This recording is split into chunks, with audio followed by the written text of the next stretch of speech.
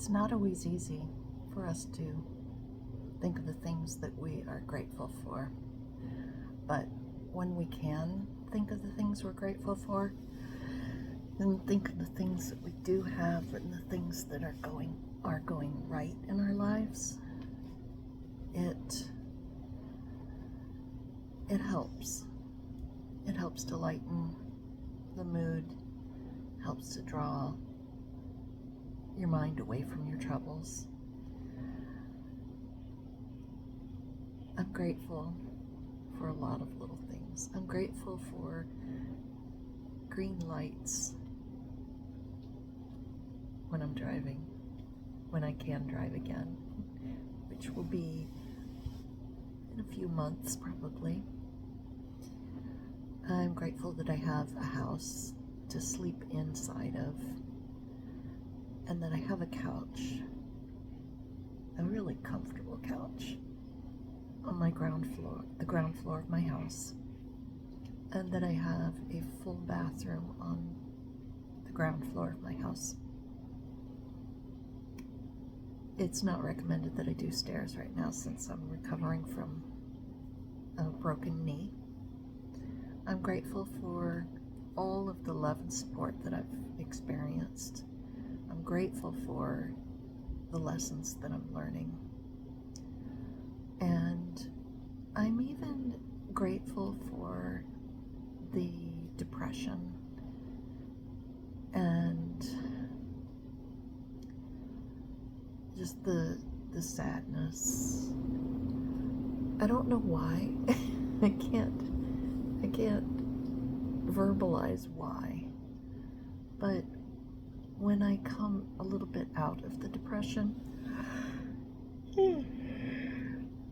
I feel that much better after coming out of a few days of just deep sorrow. I'm grateful for the time that friends spend with me and the places they take me and the things that I get to do. I'm grateful that I have clean water to drink and to bathe in. I'm grateful for indoor plumbing and that I have a toilet. I'm grateful that I have a shower. I'm grateful that I have food. I'm grateful for right now that I'm not overly anxious and stressed. I too often let anxiety and stress bother me to a great degree. I've lately, ever since my injury, well, even before my injury, things were getting difficult financially, and things were starting to look up. I was able to score more hours at work, and I was just on the verge of talking with another business about getting some part-time work there as well. And then it was time for me to start learning another lesson or other lessons from a huge speed bump in my life of breaking my knee. And I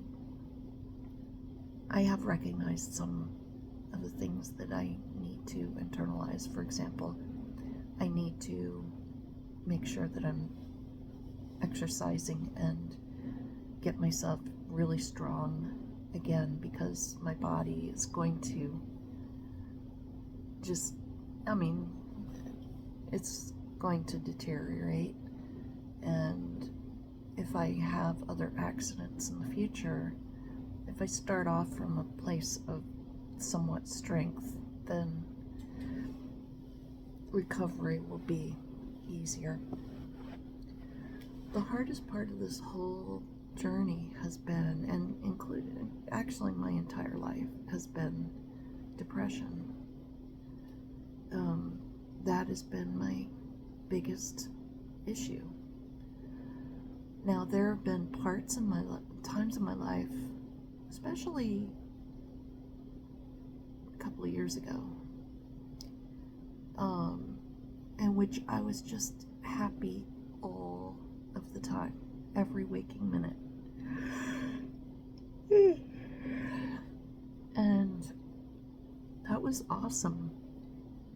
But of course, if you are happy every waking minute, then you get too used to it, and it becomes difficult to handle when things go south.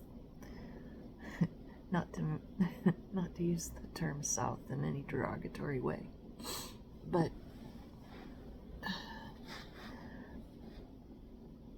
we need to be kept in check so that we remain ready for when things become difficult. I'm grateful that I have a cell phone. I'm grateful that I can breathe and hear and see fairly well. I'm grateful for all of the people that I've met that have recovered from a similar injury and that have given me courage and hope. It's not so much that I worry whether or not I'm going to recover to a certain degree.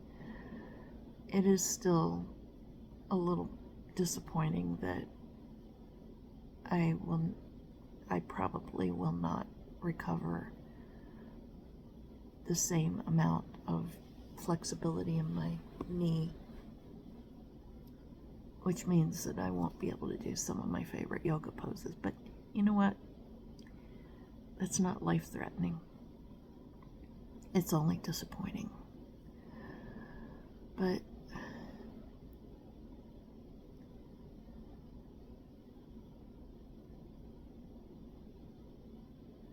where was I going with this? It's a journey. And I was thinking it's not so much the injury that has had me stressed out, but it's all been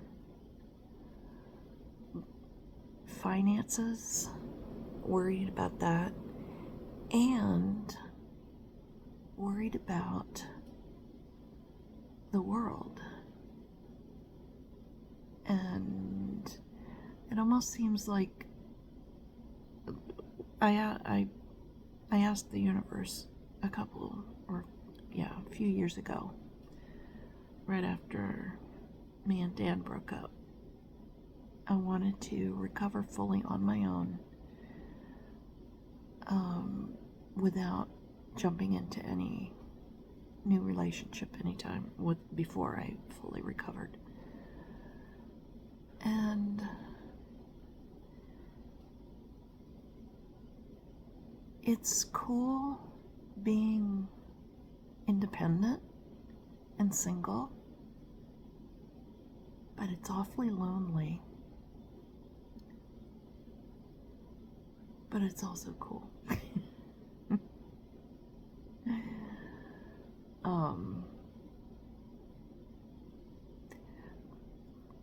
But I keep thinking about my relationship with Dan, and we had a very casual but very loving relationship, to where neither one of us, would question what the other was doing, or if one wanted to, take a trip, and go somewhere. We didn't have these feelings or I can speak for myself, but I think I can speak for him. We didn't have these feelings of jealousy. And I know for me, I just felt that I was lucky to be in that relationship, and was able to concentrate on myself for a change and feel this complete freedom of being able to do what I wanted when I wanted and go and see people that I wanted without any question, and at the same time be emotionally and mentally supported by someone, and that I was mentally and emotionally backing him, and we were helping each other through new things that we were endeavoring on or wanting to try out. I was very impressed with his constant wanting to try new things, and that was I watched that, and I tried to let that rub off on me, because I've always been very scared to try new things. I don't know why. I've always been like that. I've always wanted to just be the person in the background, and I didn't need a lot of money. I didn't need fame. I didn't need fortune. But I did always want friends, connection. And that's all I've ever, that's all I want. That's it. I just want connection. And it seems like it's something that's becoming easier yet harder in this world, with all of the separation that we're experiencing in this country, between the gap between the rich and the poor, and the tearing apart of people on political and religious grounds. I would love to have friends of all beliefs, but that we would all be very accepting of one another, and we could learn from one another. I enjoy going to Catzel meditation group. It's just interesting to learn and talk about the philosophy of Buddhism. And I loved how me and Mary Liz were talking the other night after we went to a Hindu ceremony, that even though Hinduism and Buddhism have a lot of overlap, they have some very fundamental differences. Mainly, Buddhism seems to focus on that life is full of suffering, which, yeah, I can see that. Whereas Hinduism looks at the light side of life and seems to concentrate on giving thanks to, different gods and goddesses, and is more of a faith of gratitude. Not to say that Buddhism doesn't preach gratitude, but Buddhism seems to put more emphasis on our suffering. Now, for some people, that's probably good, but some people, that's probably not so good. I sort of like the positive route, but I can appreciate Buddhism um, in small doses when it comes to the suffering. Speaking of suffering, and then of course I did the teacher training this year, which introduced me to the yamas and niyamas and all kinds of beginnings of study in Eastern philosophy. So 2024 has been an interesting year, very interesting for me. It's been a year of extremes, I guess I would say, for me. Extreme depression, anxiety, physical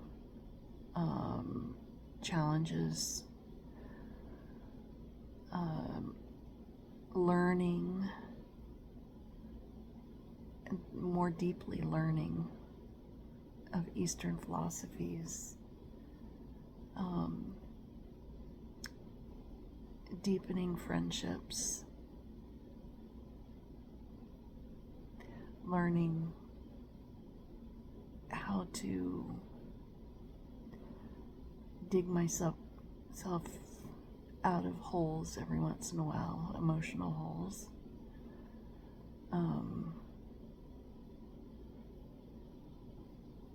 Learning the value of pushing myself, but also the value of patience.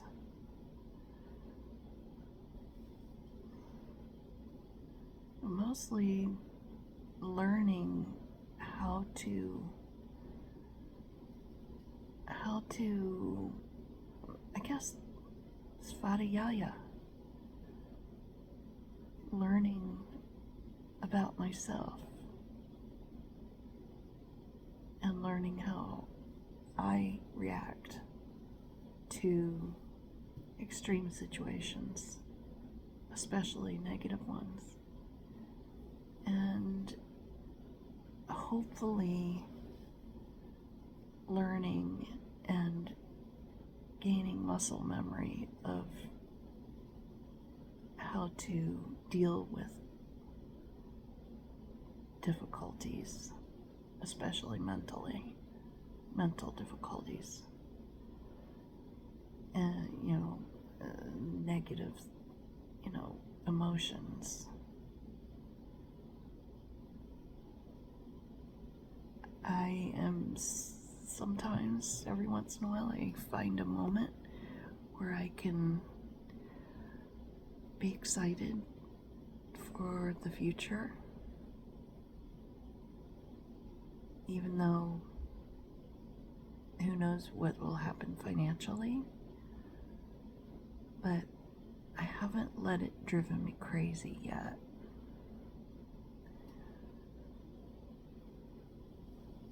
We'll see what happens. A big part of me doesn't want to have to sell my home, but I'm also trying to come around to acceptance of it and what my next move will be, and get over the fear of what the universe might be forcing me down the road. Also trying to not only get back to being in touch with my intuition, but to have courage to follow it. So, I know I haven't spoken for a long time,